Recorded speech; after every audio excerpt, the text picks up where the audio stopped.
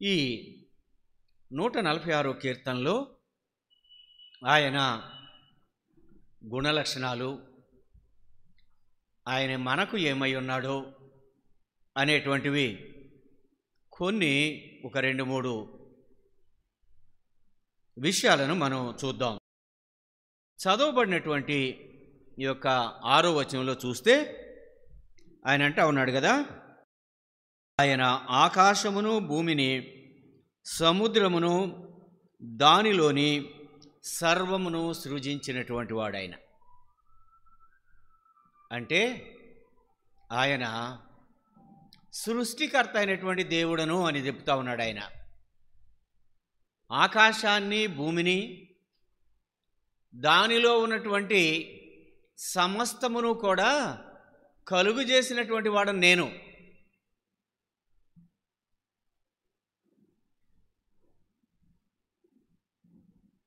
మాట మాత్రము ఆయన కలుగునుగాక అనగా ఇవన్నీ కూడా కలిగినాయి.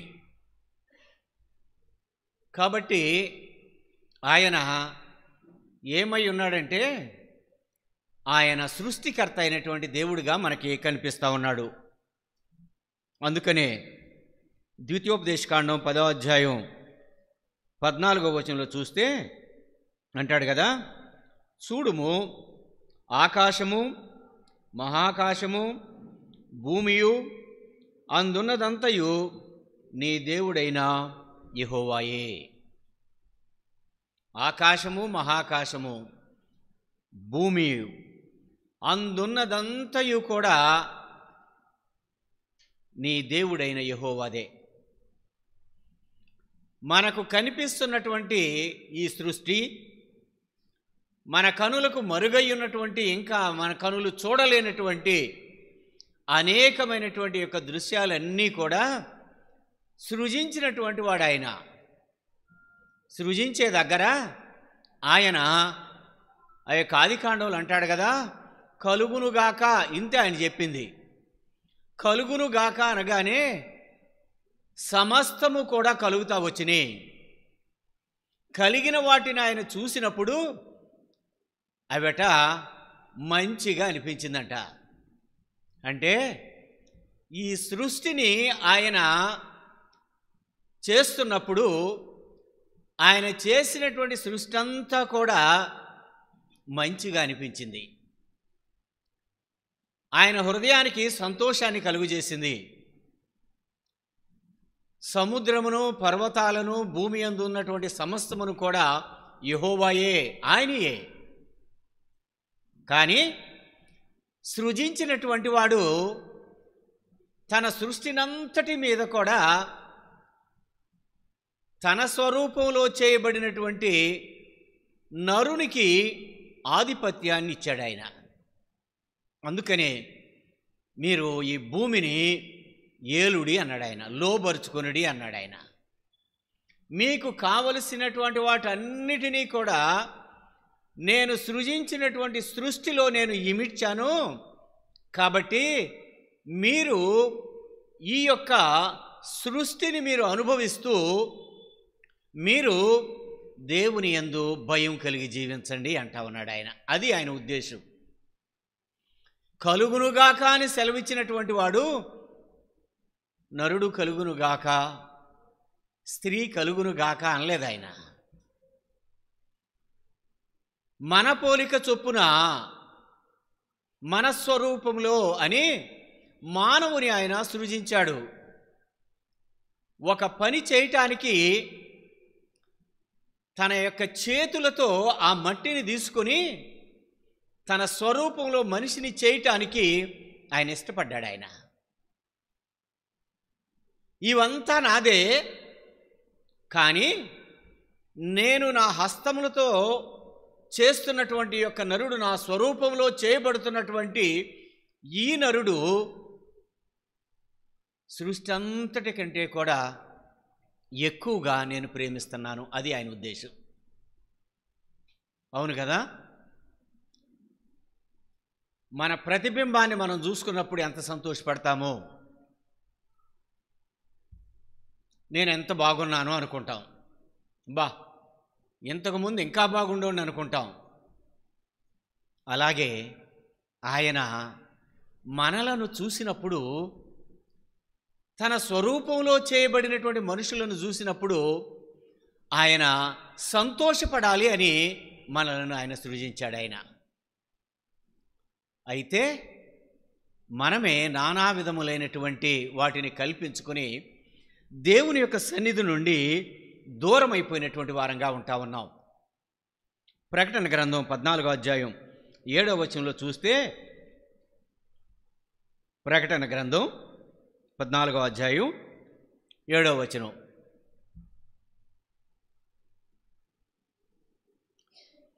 మీరు దేవునికి భయపడుడి, ఆయన మహిమపరచుడి, ఆయన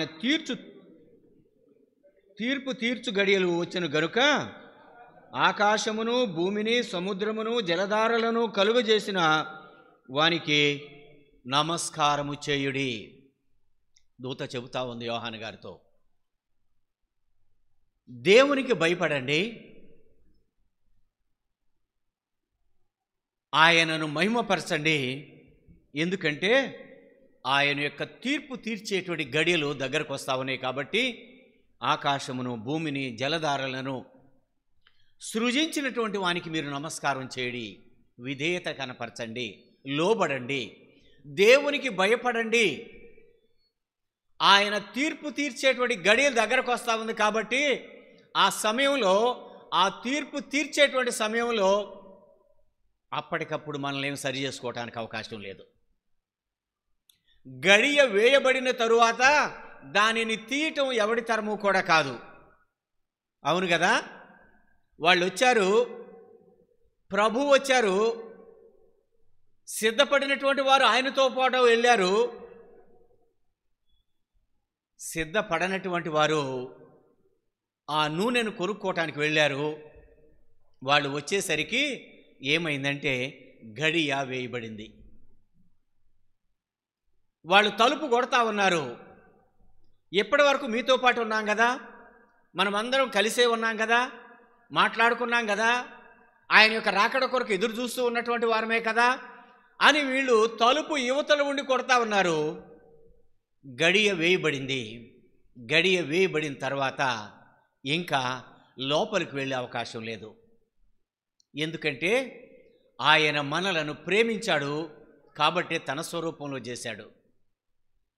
ఆ తీర్పు దినంకి మనము సంపూర్ణమైనటువంటి, పరిపూర్ణమైనటువంటి దేవుని యొక్క లక్షణాలను కలిగి ఉండి ఆయన యొక్క సింహాసనానికి సమీపించేటువంటి వారిగా ఉండాలని ఆయన ఆశపడతా ఉన్నాడు.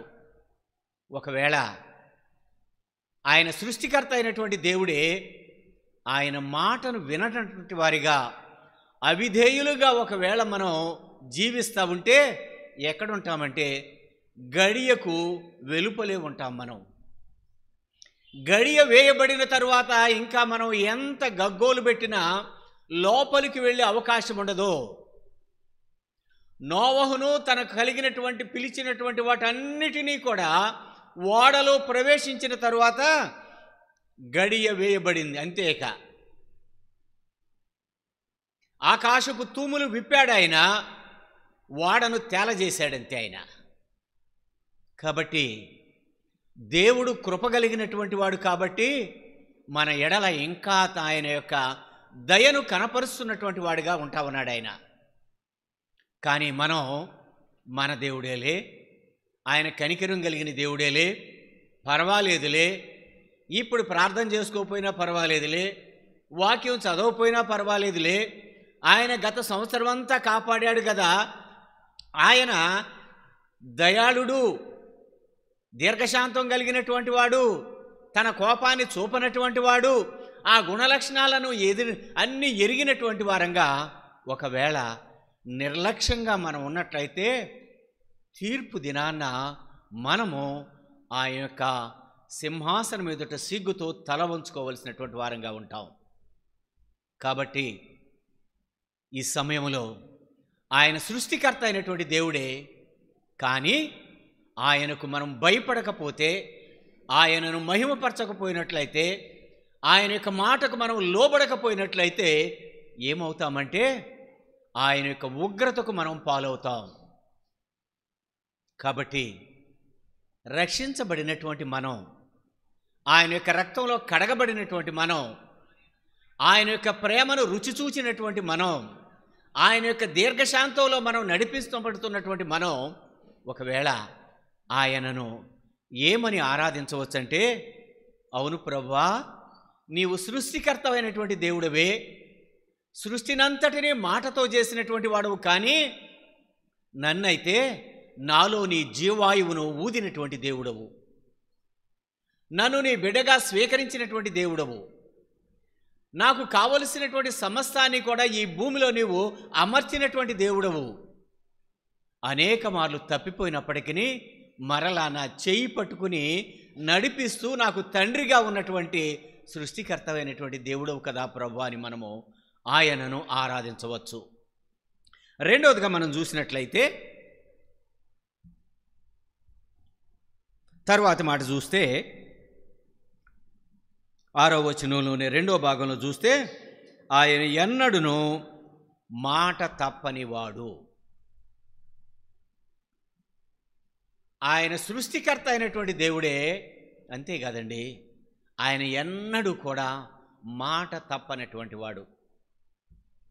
ఒకసారి మనలో మనం పరిశీలించుకుంటే, మన యొక్క క్రియలను ఒకసారి మనం సింహావలోకనం చేసుకుంటే, గత సంవత్సరంలో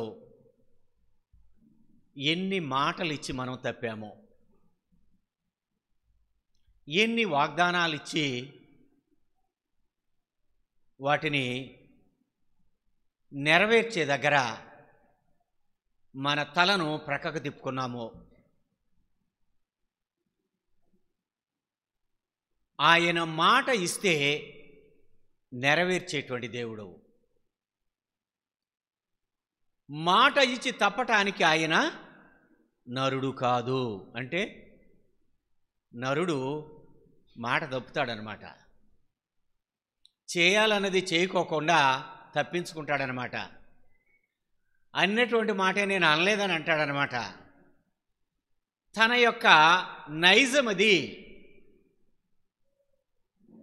మేలు జరిగితే తన వలన అనుకుంటాడు, కీడు జరిగితే ఎవరో ప్రక్క వాళ్ళ మీదకు తోసేటువంటి నైజం మంది. ఇది ఎక్కడి నుంచి వచ్చిందంటే, ఇవాళ ఏదో దానికి అతీతులం కాదు, అది ఏదేను నుండి వచ్చింది, ఎప్పటి వరకు మనలో కొనసాగుతూనే ఉంది. అది మాటను నెరవేర్చే దగ్గర, యథార్థతను కలిగి జీవించే దగ్గర, సత్యాన్ని పలికే దగ్గర, ఒప్పుకునే దగ్గర మనము ఎక్కడెక్కడో ఏదేదో డొంకదారులు ఎదుగుతూనే ఉంటాం. మనలను మనము మంచివారిగా ప్రొజెక్ట్ చేసుకోవటానికి ప్రయత్నం చేస్తాం, కానీ ఇది నేను చేసినటువంటి తప్పు, నేను నెరవేర్చలేకపోయాను అని మాత్రం ఒప్పుకోవటానికి ఇష్టపడం మనం. అవును కదా? దేవుడు అడిగాడు ఆదాముని, నేను తినకూడదని చెప్పినటువంటి దాన్ని తిన్నావా అని అన్నాడు ఆయన. తిన్నాను అంటే కరెక్ట్ ఆన్సర్, సరిపోయేది అక్కడికి. కానీ ఆదాం గారు అంటా ఉన్నాడు కదా, నీవు నాకు ఇచ్చిన, నేను అడగలా నిన్ను, కానీ నేను ఒంటరిగా ఉన్నానని చూసి నువ్వే జాలిపడి ఇచ్చావు కదా, ఈ రోజున ఆవిడే నా నెత్తి మీద కుంపటయింది. ఆవిడ చెబితే తిన్నాను, ఆవిడ ఇస్తే తిన్నాను, మీరు తిను దినమున చచ్చెదరు అన్నాడు ఆయన. ఎందుకంటే ఆయన మాట తప్పనటువంటి వాడు. కానీ తినమయ్యా, నువ్వు చెప్పినట్టే చేస్తామయ్యా అని ఆ చల్లపూట ఆయనతో పాటు ఎన్ని కబుర్లు చెప్పుంటారో దేవునితో. మీరు చెప్పినట్లే మేము నడుచుకుంటాం, ఇదంతా ఈ సృష్టినంతా మాకు ఇచ్చావు కదా దేవా, ఇందులో మీకు నమ్మకస్తులుగా మేము బ్రతుకుతాం, నీవెప్పుడు పిలిచినా దగ్గరకు వస్తాం, నీ మాటలను అంగీకరిస్తాం, చేయకూడనటువంటి వాటిని చేయము అని ఆయన యొక్క తొడ మీద కూర్చుని ఒకవేళ ఆయనతో మాట్లాడి ఉండొచ్చు. ఆయన ముఖంలోనికి చూస్తూ వాళ్ళు నిన్ను విడిచి వెళ్ళమయ్యా, నీ మాటను నెరవేరుస్తామయ్యా అని ఆయనతో సంతోషంతో ఆ దినాన్ని చెప్పుండొచ్చు. కానీ ఏమైపోయారంటే మాట తప్పినటువంటి వారిగా, ఆజ్ఞను అతిక్రమించినటువంటి వారిగా వాళ్ళు కనిపిస్తూ ఉన్నారు. కానీ మనము సేవిస్తున్నటువంటి దేవుడు మాట ఇచ్చి నెరవేర్చేటువంటి దేవుడు. చూడండి, ఆదికాండం 28వ అధ్యాయం 15వ వచనంలో చూస్తే, ఆదికాండం 28వ అధ్యాయం 15వ వచనం, ఇదిగో నేను నీకు తోడయ్యుండి కాపాడుచు, ఆయన అంటా ఉన్నాడు, మరలా నిన్ను తిరిగి తీసుకొని వస్తాను. యాకోబుతో దేవుడు అంటా ఉన్నాడు. భయపడుతున్నటువంటి యాకోబు, తప్పు చేసి పారిపోతున్నటువంటి యాకోబుతో ఆ రాత్రికాల సమయంలో దేవుడు అంటా ఉన్నాడు, భయపడకు, నేను నీకు తోడై ఉంటాను.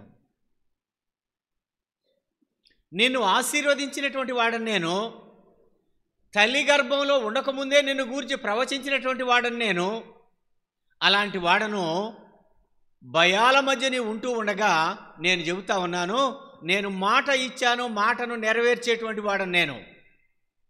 నీతో పాటు నేను కూడా వస్తాను అక్కడికి, నేను తోడై ఉంటాను. నీకు అక్కడ తోడై ఉండటమే కాదు, మరలా నేను తీసుకొని వస్తాను ఇదే స్థలంలోనికి. ఎంత గొప్ప దేవుడండి! మనలను కూడా ఆయన అంటా ఉన్నాడు, నేను సృజించినటువంటి సృష్టికర్తను, నీవు పాపంలో పడిపోయినప్పుడు నీ కొరకు నేను శరీరధారిగా ఈ భూమి మీదకి వచ్చి నా రక్తాన్ని చిందించినటువంటి వాడను. నా రక్తంలో నీ ప్రతి పాపమును కూడా కడిగినటువంటి వాడను. ఎందుకంటే రేపటి దినాన నీవు నాతో పాటు నా రాజ్యంలో ఉండాలని నేను ఆశపడుతున్నటువంటి వాడను.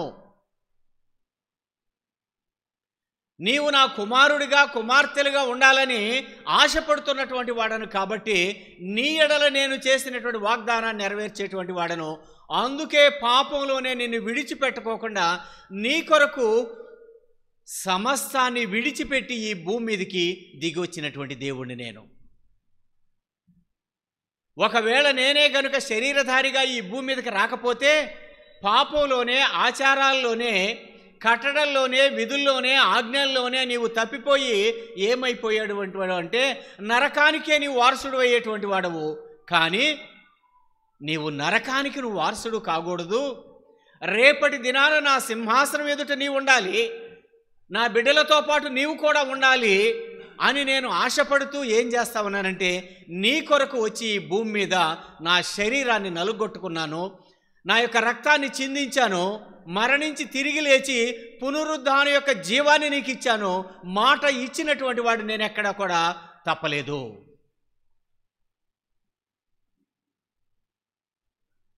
మనమైతే ఎన్ని చోట్ల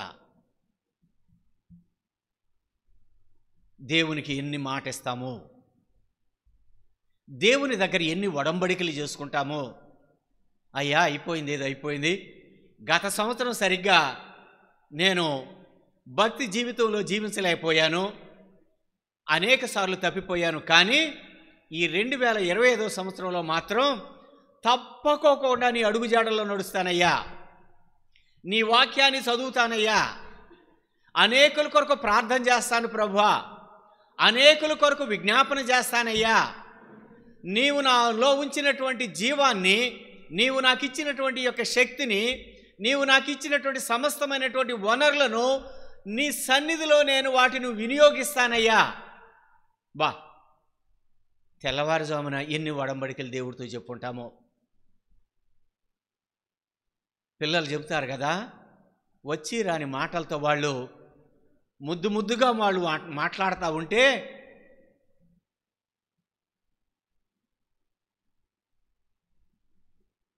ఆ తండ్రి ఎంత సంతోషిస్తాడో, ఒకవేళ మనము మాట్లాడిన మాటలు, మనం చేసుకున్నటువంటి ఒడంబడికలు, మనం ఇచ్చినటువంటి మాటను ఆయన చూసి ఒకవేళ ఆ తెల్లవారుజామున ఎంత సంతోషించుంటాడో. ఒకవేళ ఆయన సంతోషం ఇంతవరకు ఉందో,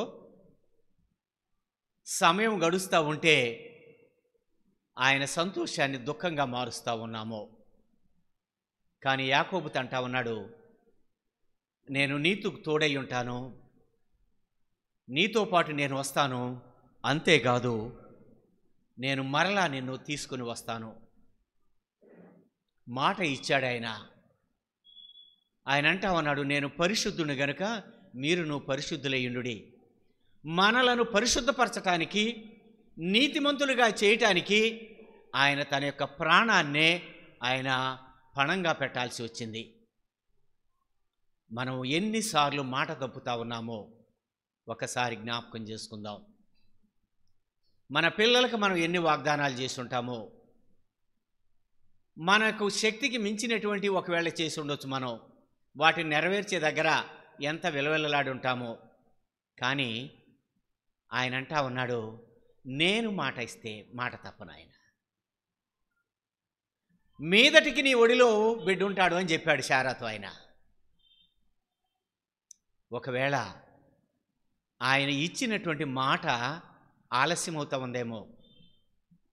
అయ్యా, నువ్వు మాట ఇచ్చావు, సంవత్సరాలు గడుస్తూ ఉన్నాయి, లోకం నన్ను ఎగతాళి చేస్తూ ఉంది, నేను అవహేళనకు గురి అవుతా ఉన్నాను, ఏంటి ప్రభువా అని ఒకవేళ మనం బాధపడతా ఉన్నామేమో. కానీ ఆయన అంటా ఉన్నాడు, తగిన సమయమందు ఆయన తన యొక్క వాగ్దానాన్ని నెరవేర్చేటువంటి దేవుడు. ఆయన తన మాటను జ్ఞాపకం చేసుకునేటువంటి దేవుడు. ఆయన మర్చిపోడు. ఆయన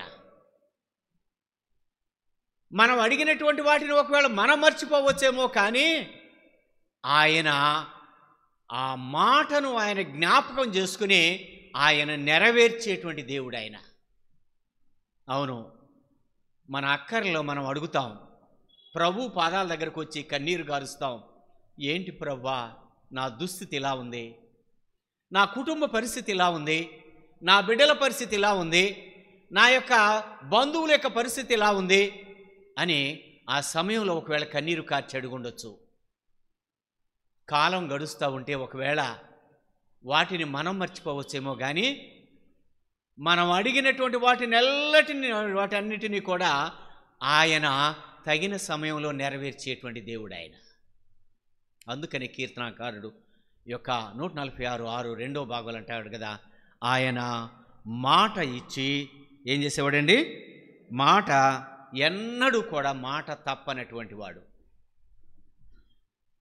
ఆయన మాట తప్పనటువంటి వాడే కాబట్టి మనం ఇంకా ఆ యొక్క విశ్వాసంలో కొనసాగుతూ ఉన్నాం. మనం లేకపోతే ఎన్నిసార్లు పడిపోయాం, ఎన్నిసార్లు ఆయనను తిరస్కరించాం, ఎన్నిసార్లు ఆయన మీద తిరుగుబాటు చేశాం.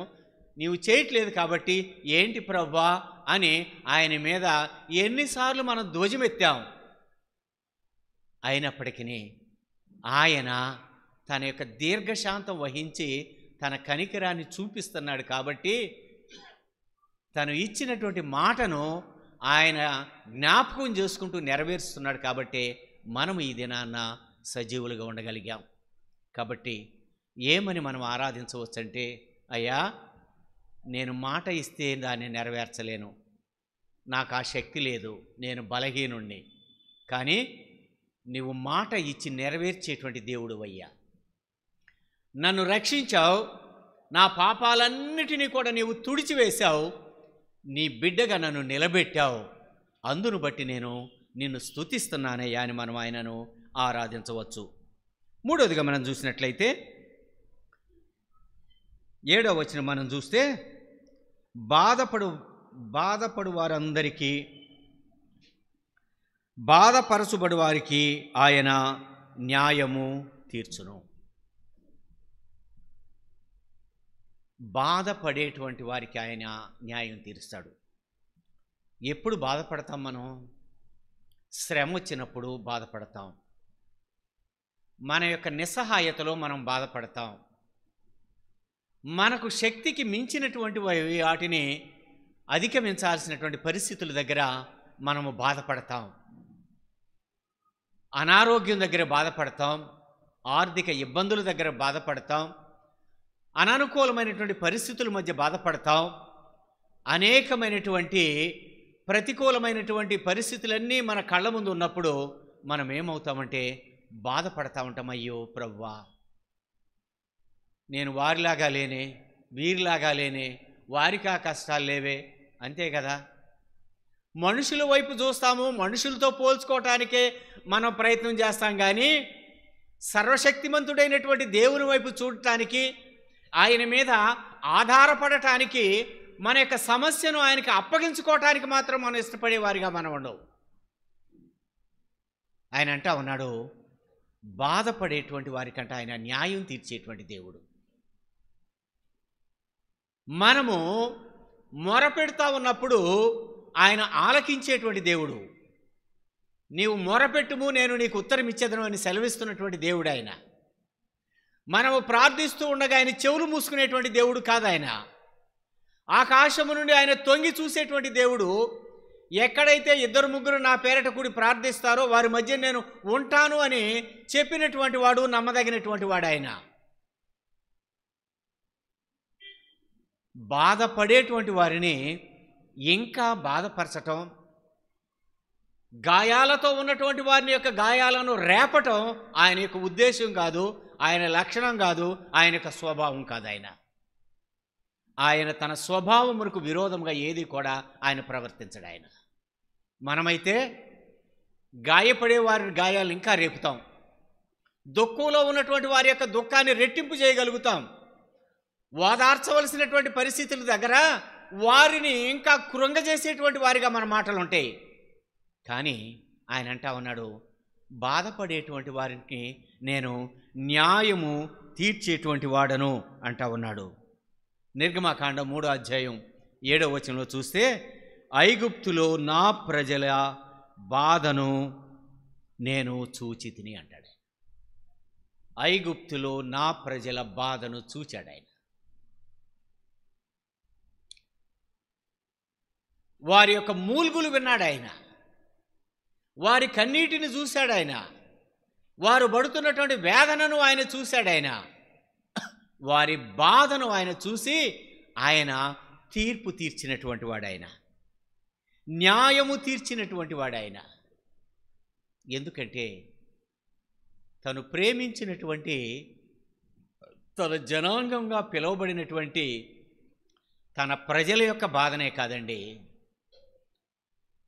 తన పేరు పెట్టి పిలువబడినటువంటి మనల్ని, తన స్వరూపంలో చేయబడినటువంటి మనం కూడా బాధపడుతున్నప్పుడు ఆయన ఆ బాధ నుండి మనలను విడుదల చేయటానికి ఆయన ప్రయత్నం చేసే దేవుడు. ఆయన బాధలో విడిచిపెట్టే దేవుడు కాదు. మన బాధలు, మన శ్రమలు, మన కష్టాలు, వీటన్నిటికీ కారణం మన స్వయంకృతోపరాధమే, మన పాపపు స్థితే, మన అనాలోచితమైనటువంటి నిర్ణయాలే, మన యొక్క సరైనటువంటి దేవుని యొక్క చిత్తానికి వ్యతిరేకంగా మన యొక్క శక్తిని బట్టి ఆలోచన చేస్తూ మనము ఇబ్బందులు పాలవుతూ ఉన్నాం. కానీ ఆయన మనలను ఇబ్బందులు పాలు చేయాలనుకోవటం లేదు. ఒకసారి పరిశీలించుకోండి, మన జీవితంలో వచ్చినటువంటి కష్టాలు, మనము తిన్నటువంటి ఎదురు దెబ్బలు, మనము నడుస్తున్నటువంటి పరిస్థితులు, వీటన్నిటినీ ఒకవేళ ఎందుకు ఈ కష్టం వచ్చింది, ఎందుకు ఈ శ్రమ వచ్చింది, ఎందుకు ఈ బాధ గుండా నేను వెళతా ఉన్నాను అని ఒకవేళ మనం దాన్ని తరచి చూచి ఆలోచన చేసుకుంటే ఎక్కువ శాతము మన యొక్క స్వబుద్ధిని ఆధారం చేసుకోవటం వలన కలిగినటువంటి నష్టాలే. ఎవరితోనో పోల్చుకొని పరుగులు తీయటం వల్లనే మనం లేచి నిలబడలేము, నడవలేనటువంటి పరిస్థితిలో ఉండి పీటీ ఉషా పరుగులు తీస్తుంది కదా అని పరుగులు తీస్తే మనం పీటీ ఉషా కాదు కదా. మనము పరుగులు తీయటానికి ప్రయత్నం చేస్తే ఏ కాలో చేయో ఇరుగుద్ది. ఏంటి ప్రభువా అని మనం దేవుణ్ణి నిందిస్తాం, కానీ మనం చేసిన పొరపాటును మాత్రం మనం గ్రహించం. మన బాధలకు, కష్టాలకు, కన్నీటికి మనం తీసుకునే ఎక్కడో తప్పుడు నిర్ణయాలు అయి ఉండొచ్చు, మన యొక్క ఆలోచనలే కావచ్చు. కానీ పశ్చాత్తాప హృదయంతో ఆయన దగ్గరకు వస్తే ఆయన క్షమించి ఆయన ఏం చేస్తాడంటే మనకు న్యాయము తీర్చేటువంటి దేవుడు. అంతేకాదు ఆయన అంటా ఉన్నాడు, నిర్గమాకాండం 22వ అధ్యాయం 22వ వచనంలో, విధవరాలనైనను దిక్కులేని వారినైనాను బాధ పెట్టకూడదు. నిస్సహాయులను ఈ లోకంలో ఒకవేళ ఆ నిస్సహాయులుగా ఉన్నటువంటి వారిని మీరు బాధ పెట్టమాకండి, ఎందుకంటే నేను తీర్పు తీరుస్తాను, జాగ్రత్త. కాబట్టి మరి 12వ కీర్తన 6వ వచనంలో అంటాడు కదా ఆయన,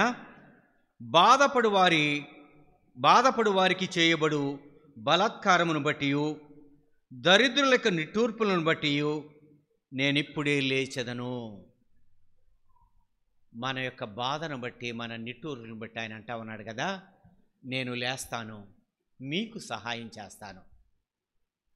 ఎందుకంటే ఒకవేళ గత సంవత్సరంలో మనం జ్ఞాపకం చేసుకుంటే ఎన్ని కష్టాలు గుండా వెళ్ళి ఉండొచ్చు, ఎన్ని అనారోగ్య పరిస్థితులు గుండా వెళ్ళి ఉండొచ్చు, ఎన్ని ఆర్థిక సమస్యలు గుండా వెళ్ళుంటామో, మన ఇరుగు పొరుగు వారి యొక్క విమర్శలు గుండా వెళ్ళుంటామో. ఇలాంటి పరిస్థితుల్లో కూడా ఆయన అంటా ఉన్నాడు కదా, బాధపడు వారికి ఆయన న్యాయం తీర్చేవాడు. మనుషులు ఒకవేళ మన బాధలను చూసి గేలి చేయొచ్చేమో, హేళన చేయొచ్చేమో, కానీ మన బాధలో ఆయన మనతో పాటు మన ప్రక్కన నిలబడేటువంటి వాడు ఆయన. అయ్యా ఎక్కడ లేని బాధలు నేనే పడుతున్నానయ్యా అని మనం అనుకుంటాం. నేను ఒంటరిగా ఉన్నానయ్యా, నాకేంటి, అందరూ బాగానే ఉన్నారు, నేనే ఇలా శ్రమల గుండా వెళ్తున్నాను అని ఒకవేళ ఎన్నిసార్లు మనం అనుకుని ఉంటామో, దేవుని మీద ఆయాసపడి ఉంటామో. కానీ మన కన్నీటి దగ్గర, మన బాధ దగ్గర, మన శ్రమ దగ్గర ఆయన అంటా ఉన్నాడు, నీ ప్రక్కన నేనున్నాను, నీ బాధలో నేను కూడా పాలు పంచుకుంటున్నాను, నీ కన్నీటిలో నా కన్నీటిని కలుపుతా ఉన్నానటానికి ఇష్టపడినటువంటి దేవుడు ఆయన. అంతేగాని మనలను బాధలో ఒంటరిగా విడిచిపెట్టి వెళ్ళటానికి ఆయన మన కుటుంబీకుడు కాదు, ఆయన మన బంధువు కాదు. వీళ్ళందరూ విడిచిపెట్టి వెళ్ళిపోవచ్చేమో, కానీ ఆయన మాత్రం మన వెన్నంటి ఉండి మనలను ఓదార్చేటువంటి దేవుడు ఆయన. ఒకవేళ ఇలాంటి పరిస్థితులు ఎన్ని మన జీవితంలో కలిగి ఉంటాయో, ఎన్ని రాత్రులు నిద్ర లేకోకుండా ఆ పరిస్థితి దగ్గర కన్నీటితో మనం ఏడుస్తూ ఉన్నప్పుడు మన కన్నీరు ఆ భూమి మీద పడుతూ ఉండగా ప్రక్కన ఆయన కన్నీటిని కూడా కలిపి మనల్ని ధైర్యపరిచి తన వాక్యం చేత బలపరిచి మనల్ని మరలా ఆయన సన్నిధిలో ఎన్నిసార్లు మనలను ఆయన నిలబెట్టలేదు. జ్ఞాపకం చేసుకోండి, ఆయన బాధపరచబడి వారికంట ఆయన న్యాయం తీర్చేవాడు. ఆయన న్యాయం తీర్చేటువంటి వాడు కాబట్టి ఆ శ్రమలో ఆయన మనలను ఓదార్చి మనలను బలపరిచి ఆయన సన్నిధిలో మనల్ని కూర్చుండబెట్టినటువంటి దేవుడు. అవును ప్రభువా, నా బాధలో మనుషులందరూ ఒకవేళ దూరం అయి ఉండొచ్చు, కానీ నీవు నా ప్రక్కన నిలబడినటువంటి దేవుడవయ్యా, నా కన్నీటిని తుడిచినటువంటి దేవుడవయ్యా, నన్ను ఓదార్చి నా బాధలో నేను నీకు తోడుగా ఉన్నాను అని నన్ను బలపరిచినటువంటి దేవుడవయ్యా అని ఎన్నిసార్లు ఆయనకు వాక్యాన్ని జ్ఞాపకం చేసుకున్నప్పుడు మనం ఆయనను స్తుతించలేదు. కాబట్టి బాధపరచు వారికి, బాధపడేటువంటి వారికి ఆయన న్యాయం తీర్చే దేవుడు. చివరిగా మనం చూసినట్లయితే 7వ వచనం 2వ భాగంలో చూస్తే, ఆకలి గొనినటువంటి వారికి ఆయన ఆహారము దయచేయును. ఆకలి గొనినటువంటి వారికి, ఒకవేళ ఆకలి అని అంటే శారీరకమైనటువంటి ఆకలో, మన యొక్క అవసరతో ఇవే మనకు జ్ఞాపకం వచ్చి ఉండొచ్చు. కానీ ఆత్మీయమైనటువంటి దారిద్ర్యతలో ఉన్నప్పుడు, మనము నిస్సహాయంగా పడి ఉన్నటువంటి పరిస్థితుల్లో మనలను ఆయన తృప్తిపరిచినటువంటి దేవుడు ఆయన. 107వ కీర్తన 9వ వచనంలో అంటాడు కదా, ఆశగొనిన ప్రాణమును తృప్తిపరచును. ఆశగొనినటువంటి ప్రాణాన్ని తృప్తిపరిచేటువంటి దేవుడు ఆయన. ఒకవేళ ఏ ఆశ మనలో ఉందో, భౌతికమైనటువంటి వనరులే మనకు ఆశగా ఉంటామని ఏమో, మన కళ్ళకు కనిపించేటువంటివే ఒకవేళ లేకపోతే వాటిని బట్టి మనము భంగపడినటువంటి వారిగా మనము వాటి కొరకు ఎదురు చూస్తూ ఉన్నామేమో. కానీ అంతకంటే మరి శ్రేష్టమైనటువంటి వాటిని ఆయన మనకు ఇవ్వటానికి ఆయన ఇష్టపడినటువంటి వాడు ఆయన. అందుకని ఆయన అంటా ఉన్నాడు, నీతి కొరకు ఆకలి దప్పులు గలవారు ధన్యులు. నీతి కొరకు, ఒకవేళ ప్రభు కొరకు, ఆయన చిత్తాన్ని నెరవేర్చటం కొరకు ఒకవేళ మనము ఆకలి దప్పులు కలిగి ఉంటే ఆయన మనలను తృప్తిపరిచేటువంటి దేవుడు. ఈ దినాన ఉన్నటువంటి ఆయన పేరు పెట్టి పిలువబడుతున్నటువంటి మనము, ఈరోజు మనం వెళుతున్నటువంటి మార్గంలో అనేకమైనటువంటి ఆటంకాలు, సువార్త ప్రకటించలేనటువంటి పరిస్థితులు, దేవుని గూర్చి చెప్పటానికి ప్రయత్నం చేసిన దగ్గర ఎదురయ్యేటువంటి అనేకమైనటువంటి ఆటంకాలు. కానీ ఆయన అంటా ఉన్నాడు, ఒకవేళ ప్రభువుని ప్రకటించాలి, ఆయన సువార్తను నేను నశించిపోతున్నటువంటి వారికి నేను ఆ యొక్క నాశనకరమైనటువంటి దానిలో జోగిపోకోకుండా బయటికి తీసుకురావాలనేటువంటి ఆశ ఒకవేళ మనలో ఉంటే దేవుడు ద్వారాన్ని తెరిచేటువంటి వాడు ఆయన. మనం మౌనంగా ఉంటే దేవుడు చేసిన మేళ్లను బట్టి మనము మన కుటుంబమే ఒకవేళ సంతోషిస్తూ ఉంటే దానివలన ప్రయోజనం లేదు. కానీ దేవుడు చేసినటువంటి మేళ్ళన్నిటినీ లోకానికి, నశించిపోయేటువంటి వారికి మనము వెల్లడి చేసినట్లయితే, ప్రకటించినట్లయితే, ఆయన ఎంత గొప్ప దేవుడు అని లోకానికి మనం ఆయన ప్రకటిస్తే ఆయనకు మహిమ. అంతేకాదు, మనల్ని ఆ యొక్క తృప్తిపరిచేటువంటి దేవుడు ఆయన. మనకున్నటువంటి ఆ యొక్క తృష్ణను ఆయన తీర్చేటువంటి దేవుడు ఆయన. అందుకనే ప్రభు అంటాడు, మీ పితరులు మన్నాను తిని కూడా ఏమైపోయారు? అరణ్యంలో మరణించారు వాళ్ళు. కానీ నేనిచ్చేటువంటి ఆహారం, నేనిచ్చేటువంటి ఆ యొక్క దాహం, ఎన్నటికీ మీకు ఆకలి కొనరు, మీరు దాహం కొనరు. ఆయన తన వాక్యం అనేటువంటి ఆహారంతో మనలను నింపుతా ఉన్నాడు ఆయన. ఆయన వాక్యం అనేటువంటి జీవజలాల చేత మనలను తృప్తిపరుస్తున్నటువంటి దేవుడు ఆయన. అందుకని అంటా ఉన్నాడు, ఆకలి కొనినటువంటి వారికి ఆహారం. అవును కదా, సంవత్సర కాలం అంతటిలో ఒకవేళ దేవుని యొక్క మందిరం మీద, దేవుని యొక్క వాక్యం మీద ఎంత ఆశ కలిగి ఉన్నాం, ఎంత ఆకలి కొని ఉన్నాం. ఒకవేళ 2024వ సంవత్సరంలో ఎన్ని ఆదివారాలు దేవుని సన్నిధిలో కనపడ్డాం మనం? ఒకవేళ ఏవైనా ప్రతికూల పరిస్థితులు, రాలేని పరిస్థితులు అట్ట పెట్టండి, ఏదో చిన్న కారణం, ఏవో కొన్ని సాకులకి ఎన్నిసార్లు దేవుని యొక్క మందిరం నుండి మనం దూరమై ఉంటామో. దేవుడు 25వ సంవత్సరంలో ప్రవేశింపజేశాడు. దేవుని మందిరం ఎడల, వాక్యం ఎడల, ఆయన ఎడల ఆశ కొని ఒకవేళ మనం ఉంటే ఆయన మనలను తృప్తిపరుస్తాడు. ఆయన మందిరంలో మనల్ని ఉంచుతాడు. దావీదు గారు అంటా ఉన్నాడు కదా, యెహోవా మందిరమునకు వెళుదామని జనులు నాతో అనినప్పుడు నేను సంతోషించాడంటండి. ఆ మందిరంలో ఉన్నటువంటి సంతోషాన్ని, ఆనందాన్ని అనుభవించటానికి సాకులు, కారణాలు అడ్డంకిగా ఉండకుండానట్లుగా ఆయన యొక్క సన్నిధిలో మనము మరి ఆశ కలిగినటువంటి వారిగా, ఆకలి ఉన్నటువంటి వారిగా ఉండటానికి ఆయన తృప్తిపరిచేటువంటి దేవుడుగా ఆయన ఉంటా ఉన్నాడు.